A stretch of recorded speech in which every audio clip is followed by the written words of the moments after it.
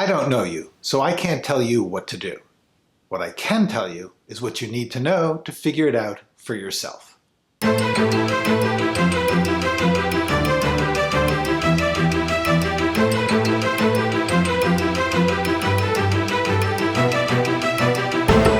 There is no one right way to become an artist.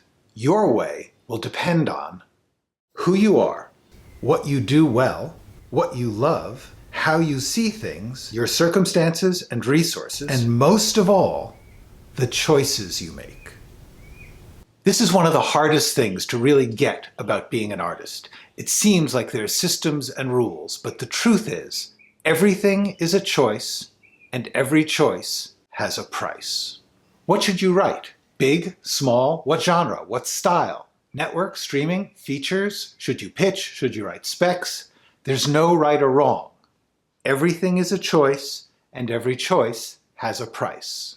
It's your work. It's your life. You're the one who has to live with whatever happens, and you can, if you know it's a choice. Knowing your choices and making your choices. That's your job. Working on these 4 things will help you do it. Know the art, know the business, know the world, know yourself. I know it seems kind of obvious and general, so let's get into how you do it. Know the art. If you're a plumber, you know all about pipes and valves and gauges and stuff I don't know because I'm not a plumber. But if you want to be taken seriously as an artist, you need to know all about your art. By the way, that should be enjoyable. If you don't like exploring your own art, what's going on? The good news is there has never been a moment like this for self-education. I don't like to say this, but when I was a kid, we did not have all the stuff you have access to. Nothing can stop you from doing this. It does not have to cost a lot. Watch the stuff you want to make. There's streaming services, there's YouTube, there's public libraries with access to large collections that you can stream with just a library card. And I'm not even talking about the less than legal ways that you can watch stuff. Watch the stuff you want to make, but also get behind the scenes. There's tons of resources where people tell you what it was like to make these things, what it was like to work on them, what it's like to do this job. There's interviews, memoirs, biographies, books about how movies were made, podcasts, the Q&A with Jeff Goldsmith, Austin Film Festival, On Story, Children of Tendu. On YouTube, there's Film Courage. There's online magazines like Backstory, Script Magazine, Creative Screenwriting. Get into how-to books, classes, videos, but not just one. There is no single right or wrong theory or system on how to do this, so you need to try a bunch. Learn a lot of theories. Figure out what works for you. Think about the values and goals of any method or theory or system that you're learning. Make sure it fits with what you want to do. Read scripts. There are a lot of scripts out there online for free. Google it. Find yourself some scripts. Get PDFs. Some sites have weird embedded transcripts. Try to find scripts that have dates on the cover page. That's usually a clue it's a real script. And also make sure that there's stuff in the script that's different than what's on the screen. That's a sign that it's a real script, not a transcript. Read scripts for stuff you've seen. Then watch it again and compare. Read scripts for stuff you haven't seen, and then watch it and compare the script. Read scripts that haven't been made. The blacklist is a good place for those. Dissect what you love. Watch with a mission. Look at how the scenes are constructed, how they begin, how they end, how the dialogue works, where they give you information, what information they give you. Watch things over and over. Read scripts more than once. You'll see different things every time, and you'll see things differently. Learn to separate the script from the movie. Learn the limits of a script. Sometimes a badly made movie will have a really great script. And type out your favorite scenes. If there's something you like, just type it, transcribe it, see what it looks like in script form. Make an outline of your favorite work. Reverse engineer something you like. Type a list of every single scene in order. See what it looks like in the form of an outline. Watch outside your genre, style, or content. Give yourself homework. You might not enjoy it, but you'll learn from it. In fact, you might learn better when you're not all involved and invested. You might step back and look at the art and the mechanics and the craft of what they're doing. There are entirely different languages that use the same tools. You might have your mind blown by seeing a whole different way to use the art. One of the ways that art gets exciting is when artists steal from other genres. By the way, by steal, I mean it in the sense of the famous misquote from T.S. Eliot, "Good poets borrow, great poets steal," meaning take something and make it your own, make it original, make it yours. Watch bad stuff. Watch some really bad stuff, and also some stuff that ought to be good but doesn't work, or stuff that partly works.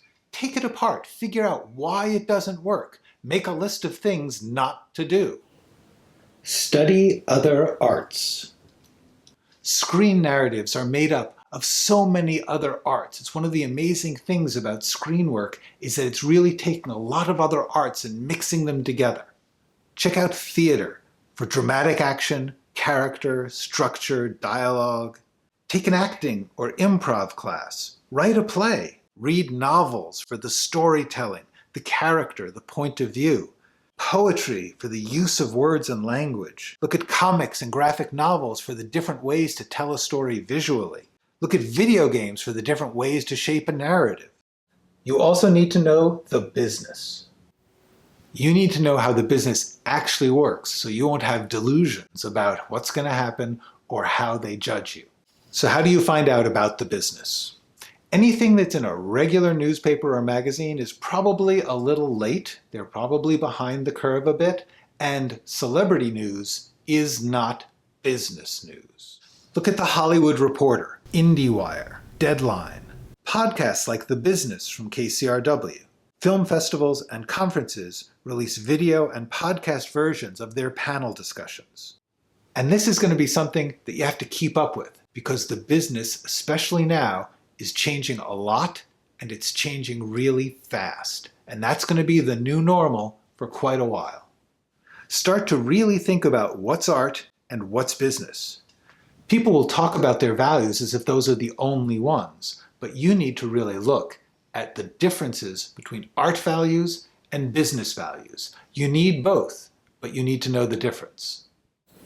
And then you need to know the world. The world is full of amazing stories. There is an incredible variety of human behavior. Find out about it. The world is an endless idea factory. Write what you know does not mean only write about your own personal experience. Dostoevsky never murdered an old woman, and Shakespeare was never a king.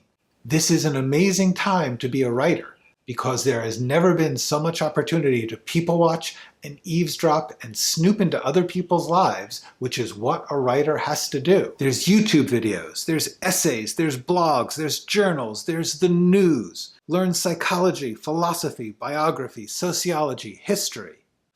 Knowing the world increases your empathy. Empathy means thinking about how other people feel, putting yourself in their shoes. What's it like to live their life and be them? You need to do that with every single character. That's what makes good writing. But we're not done. The most important thing is know yourself. The art, the business, the world, that's all going to go through you in your work. That's what creativity is. So you need to spend a lot of time getting to know yourself. How do you work? Not how you think you ought to or how other people tell you. How do you actually operate? How do you work best? What do you need to get better at? What do you care about? What are you trying to get out of writing? If you really think about it, there's probably more than one reason that you want to write. And you need to think about what will pay off each one of those things and what the priorities are. What is worth doing even if it fails? What are you willing to do to be a writer? What are you willing to give up? What are you good at creatively? Everybody's good at some things and bad at some things. Really honestly look at what you're good and bad at. What are you good at professionally, business-wise? How do you handle criticism? How good are you at self-analysis? How resilient and tough are you? How flexible are you? How self-motivated are you? You don't need to have the good answer to any of these questions. If you're immensely shy or self-critical or dyslexic, you can make a work plan that fits with who you are. The important thing is to really look and really think about who you are.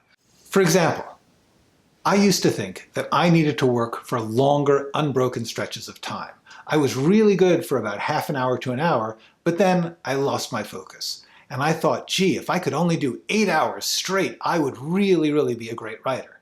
Turns out, I have a little bit of ADD, and I really can't do it without a break. If I work for an hour, I need to stop and refresh my mind. Once I figured that out, I actually got much more productive in the small bits I was doing. It took me like 20 years to figure this out, partly because I am very stubborn. It's another thing I had to learn about myself, and now I try to watch out for when I get stubborn about changing. Another example of needing to know yourself came relatively late in my career. I was working with a producer, and after a meeting, he came and talked to me privately, and he said, I finally figured out how you work. When we tell you we need you to change something, your response is always, no, can't do it, won't happen, I can't, there's no way I could do that, okay. And he was right. I realized that I needed to vent my fear at making changes. And then once I had done that, I actually saw how I could make the changes. Once I was aware of that part of myself, I stopped having to actually let it out on everybody in a meeting, and I could just recognize I didn't want to make the change, then see that I could make it, and just say, okay. Know the art, know the business, know the world, know yourself. It's a lot to do, and the bad news is, this is not something you do instead of writing, this is not something you do before writing. This is stuff you do in your spare time. The writing comes first. Nothing else matters if you're not doing the work. Okay, that's enough for now. Go write something. Talk to me in the comments. Ask me questions. Let me know what you want to hear about. If you want to do something for me, give this video a like. Subscribe. If you want to work with me, go to writingforscreens.com. Okay, that's it. Till next time. Talk to me in the question. Video a like or subscribe. Give this video a like and subscribe. Watch with a mission. Look at how... Fucking birds.